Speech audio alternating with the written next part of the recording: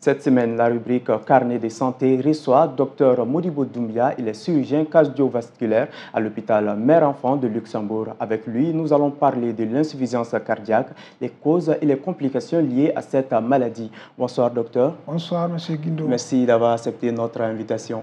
C'est un plaisir partagé.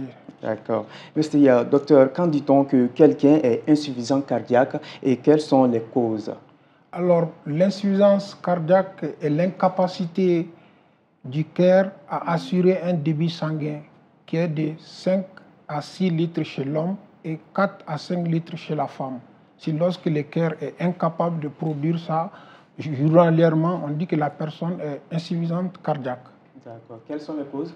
Alors, les causes sont multiples.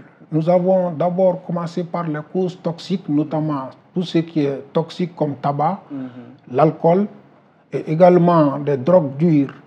En plus de ça, nous avons les causes infectieuses, tout ce qui peut entraîner comme l'angine de gorge, qui est la cause la plus fréquente en Afrique subsaharienne et contrairement en Europe.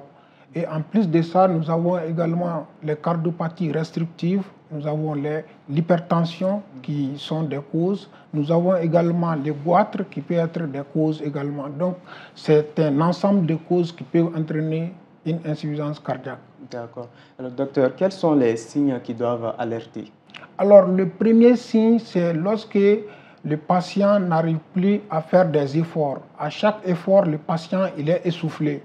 C'est remarqué si le patient n'arrive pas à monter les escaliers, on dit qu'il y a une dyspnée d'effort et que cette dyspnée va évoluer progressivement à une dyspnée de repos. Donc, même étant en position normale, il ne peut plus respirer. Et donc, ça, c'est le premier signe qui est le signe pathognomonique de l'insuffisance cardiaque. En plus de ça, il y a d'autres signes qu'il faut s'y ajouter, notamment la toux. Il y a également l'hémoptysie. Lorsque la personne crache, il y a du sang dans les crachats. Il y a également l'hépatalgie. Il y a également les œdèmes des membres inférieurs. Donc, le ventre aussi peut prendre aussi de l'eau. On peut appeler ça l'acide. Et il y a les poumons aussi qui peuvent en prendre les pleurésies bilatérales. Alors, donc, quelles sont les tranches d'âge les plus touchées? Alors, il faut dire que l'insuffisance cardiaque, on peut le retrouver chez tout âge, de l'enfant jusqu'à l'adulte.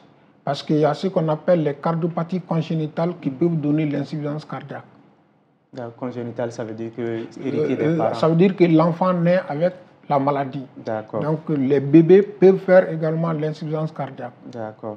Alors, une réponse une personne qui fait un malaise consécutif à une insuffisance cardiaque, quels doivent être les premiers secours qu'on peut apporter à cette personne? Le premier secours, on doit s'assurer d'abord si le patient est conscient. Donc, on doit essayer de l'appeler. S'il est inconscient, on met le patient en position latérale de sécurité et on doit ouvrir la bouche et mettre une canule dans la bouche pour que la personne n'avale pas la langue. Donc, c'est les mesures de sécurité et alerter rapidement ce qu'on appelle les services d'urgence. Si c'est en Europe, il y a des numéros verts qui sont donnés et ces numéros sont appelés, mais au Mali, c'est les sapeurs-pompiers qui font le secours d'urgence. D'accord. Est-ce que la maladie s'est guérie? La maladie s'est guérie parce que la bonne nouvelle est que le Mali est hissé aujourd'hui dans le traitement de la cardiologie moderne. Donc, comme vous le savez, moi je suis chirurgien à l'hôpital Mère-Enfant. De 2018 à ce jour, nous avons opéré à peu près plus de 500 enfants et adultes qui sont aujourd'hui en bonne santé. Et également, on peut faire également le traitement de la crise cardiaque au Mali.